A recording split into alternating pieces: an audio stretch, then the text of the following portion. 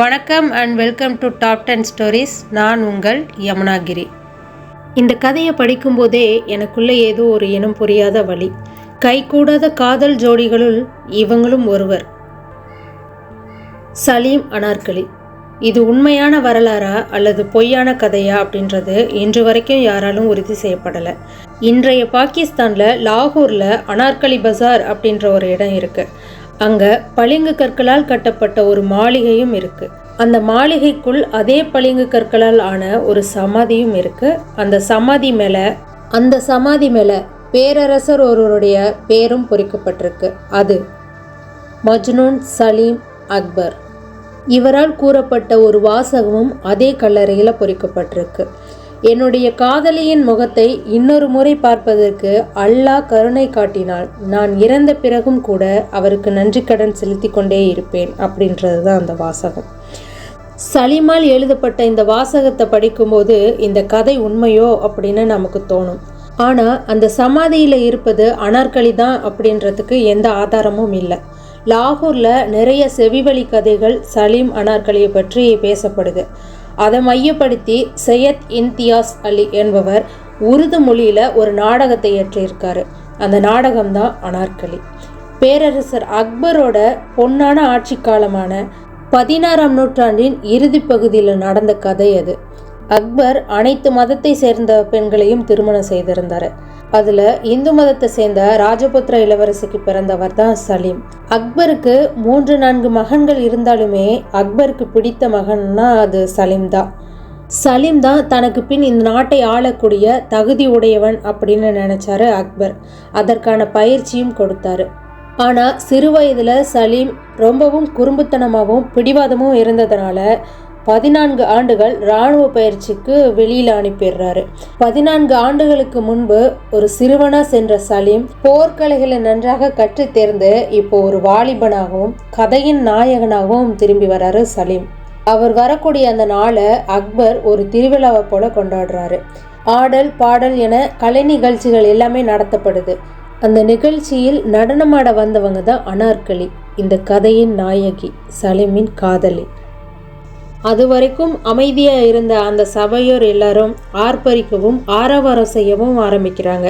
காரணம் என்னன்னா, நடனமாட வருவது அனார்கலி. மிகுந்த அழகும் உடல் வனப்பும் உடையவர். பார்ப்பதற்கு அழகாகவும் இருந்தா அவள் ஆடக்கூடிய நடனமும் அனைவரையும் ஈர்க்கும் வண்ணம் இருந்தது. மெல்லிய குரலில் பாடியபடியே சபையில் நுழைந்து ஆட ஆரம்பிச்சா அனார்கலி. அனார்கலின்றது அவளுடைய பெயர் இல்லை, அவளுடைய இயற்பெயர் சஃபருன் நிஷா. அவளுடைய அழகு மாதுளை பூ மொட்டு விரிந்தது போல இருக்கவும் அக்பர் அவளுக்கு வைத்த பெயர் தான் அனார்கலி. நடனம் முடிந்து எல்லோரும் கலைந்து போக அனார்கலி அதே அரண்மனையில் உள்ள அந்த புறத்தில் தங்கினான். நடனம் முடிந்த பிறகு அனார்கலி அங்கிருந்து சென்றிருந்தா ஒருவேளை அவ உயிரோடு இருந்திருப்பாளோ. அன்று அங்கேயே தங்கியதுதான் அவளோட வாழ்க்கையில் காதல் வயப்படவும் உயிரோடு சமாதியாகவும் நேர்ந்தது. நிகழ்ச்சி முடிந்து தன்னுடைய அறைக்கு சென்ற சலீம் முழுவதுமாக அனார்கலியின் மீது ஈர்க்கப்பட்டு காதல் வயப்பட்டிருந்தான். அவள் அங்கே அந்த புறத்தில் இருக்கிறது தெரிஞ்சுக்கிட்ட சலீம் அவளை தனிமையில் சந்தித்து தன்னுடைய காதலை வெளிப்படுத்துகிறான். அனார்கலி முதலில் பேரரசர் அக்பருக்கு அடுத்து இந்த நாட்டை ஆள போகிற அரசர் நீங்கள் தான். நாம் ஒன்று சேர்வது என்றுமே நடக்காத ஒன்று. நடனமங்கையான நான் நடனமாடியே முடங்கி போகிறது தான் என்னுடைய விதி. நான் உங்களை திருமணம் செய்வதென்றது நடக்காத ஒன்று, நடக்கவும் கூடாது.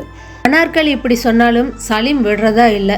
தினந்தோறும் அனார்கலியை தனிமையில் சந்தித்து ஆடி பாடி மூளையில் முடங்கி போகிறதுக்காக நீ பிறக்கலை, என்னுடைய மனைவியாகி இந்த நாட்டுக்கு அரசியாகி ஆள பிறந்தவன்னு சொல்கிறாரு.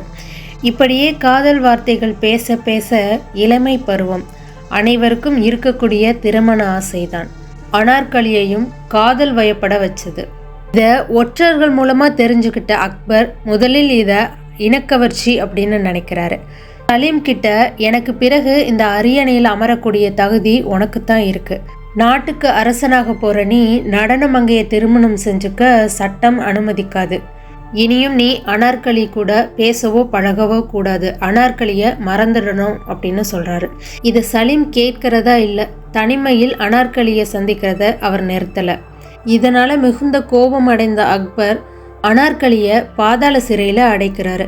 இதை தெரிஞ்சுக்கிட்ட சலீம் தன்னுடைய நண்பர்களோட உதவியோட அனார்கலியை பாதாள சிறையிலிருந்து மீட்டெடுத்து யாருக்கும் தெரியாத ஒரு இடத்துல பத்திரப்படுத்துறாரு.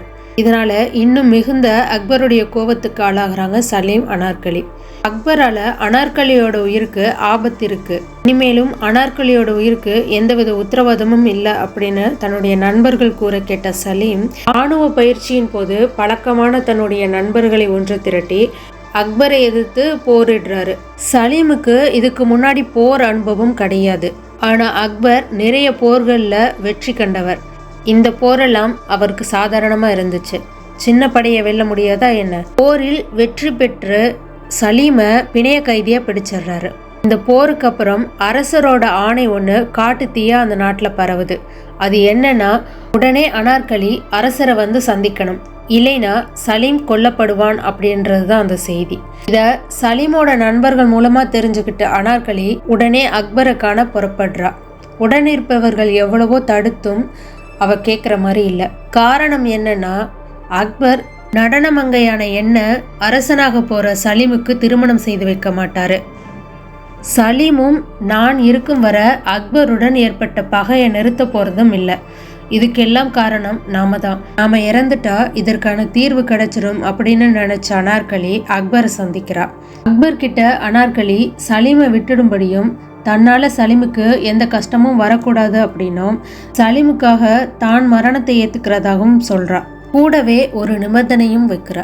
அது என்னன்னா, அன்றைய நாள் மாலை பொழுதில் சலீமை தனிமையில சந்திக்கணும் அப்படின்னும் சலீமுக்கு நானே மயக்க மருந்து கொடுத்து விட்டு உங்களை வந்து சந்திக்கிறதாகவும் சொல்றா. அதன்படி அக்பரும் சம்மதிக்க அனார்கலி சலீமோட சந்திப்பும் நடக்குது. சலீம் தாம் எப்படியெல்லாம் வாழணும் அப்படின்றத பற்றி நிறைய பேசுகிறாரு. ஆனால் அனார்கலியால் எதுவும் பேச முடியல. ஏன்னா அவளுக்கு தெரியும், அன்றைய இரவோட அவர்களோட சந்திப்பு முடியுது, நாளைக்கு அவள் உயிரோட இருக்க மாட்டா அப்படின்றது. நீண்ட நேரத்திற்கு பிறகு தான் கையாலேயே சலீமுக்கு மயக்க மருந்து கொடுத்துட்டு அங்கிருந்து அக்பரை வந்து சந்திக்கிறா அனார்கலி. 4 பக்கமும் சுவர் எழுப்பப்பட்டு கைகளை சங்கிலியால் பிணைக்கப்பட்டு உயிருடன் சமாதியாக்கப்படுறாங்க அனார்கலி. அவளோட சேர்த்து வாழ வேண்டும் என்ற ஆசைகளும் அவளுடைய கனவுகளும் புதைக்கப்படுது. காலையில கண் விழித்ததும் அனார்கலி இறந்ததை தெரிஞ்சுக்கிட்ட சலீம் அவளுடைய சமாதிக்கு ஓடி வராரு. மண்டியிட்டு அழுது கொண்டே அல்லாவை பார்த்து சொன்ன அந்த வாசகம்தான், என் காதலியின் முகத்தை மீண்டும் ஒரு முறை பார்க்க அல்லாஹ் கருணை காட்டினால் நான் இறந்த பிறகும் நன்றி கடன் செலுத்தி கொண்டே இருப்பேன் அப்படின்றது தான். லாகூரை சேர்ந்த சிலர் சொல்றது என்னன்னா, ஒரு உயிரை எடுக்கும் அளவிற்கு அக்பர் மோசமானவர் அல்ல. சலீமை மனமாற்ற அனார்கலிக்கு சமாதி கட்டுவது போல் செய்து சுரங்கப்பாதை வழியாக அவளை வேற நாட்டுக்கு அனுப்பிட்டதாகவும், அக்பர் இறந்த பிறகு மீண்டும் அனார்கலியும் சலீமும் சேர்ந்து வாழ்ந்ததாகவும் கூறப்படுது. இந்த கதையை நாம பேச முக்கிய 2 காரணங்கள், சலீம் அனார்கலி அவர்களோட காதலின் ஆழமும் பேரரசர் அக்பரோட மகன் சலீம் அப்படின்றதுனால்தான். மற்ற முகலாய மன்னர்களை காட்டிலும் அக்பர் கொஞ்சம் வித்தியாசமானவர். மற்ற இனத்தவருக்கு மரியாதை அளித்து மற்றவரின் எண்ணங்களுக்கும் மதிப்பளிக்கக்கூடிய அக்பரின் வரலாற்றில் ஒரு கருப்பு புள்ளி இருக்க உருவாக்கப்பட்ட கதையா, அல்லது அக்பரின் பெருமையை காக்க சரித்திரத்திலிருந்து அகற்றப்பட்ட கரும்புள்ளியா அப்படின்றது இன்று வரை யாராலும் கண்டுபிடிக்க முடியல. இந்த 2க்குமே ஆதாரம் இருக்கு. ஒன்று, அக்பரோடு சலீம் போரிட்டது, இது வரலாறு படி உண்மை. மற்றொன்று, அக்பருக்கு அடுத்து அரசாண்ட சலீம் தன்னுடைய பெயரை ஜஹாங்கீர் அப்படின்னு மாற்றிக்கிறாரு. ஜஹாங்கீர் அவருடைய சுயசரிதையில் அனார்கலியை பற்றி நேரடியாகவோ அல்லது மறைமுகமாகவோ எந்த ஒரு குறிப்பும் இல்லை. அக்பரோட காலத்தில் அனார்கலின்ற நடனமங்கை உண்மையிலே இருந்தாங்களா? இன்றுள்ள அனார்கலி பஜாரில் அந்த பளிங்கு மாளிகைக்குள் உள்ள சமாதி யாருடையது? அனார்கலி உண்மையில் இறந்தாளா அல்லது இறந்தது போல் சித்தரிக்கப்பட்டாளா அப்படின்றதுக்கு இன்று வரை யாருக்குமே விடை தெரியாது. சலீம், அனார்கலி இவர்களோட காதல் கதை உண்மையா பொய்யா அப்படின்ற உங்களோட கருத்தை கமெண்ட் பாக்ஸில் தெரிவிங்க. இது போன்ற மற்றொரு பதிவில் உங்களை சந்திக்கும் வரை உங்களிடமிருந்து விடை பெறுவது உங்கள் யமுனாகிரி. நன்றி, வணக்கம்.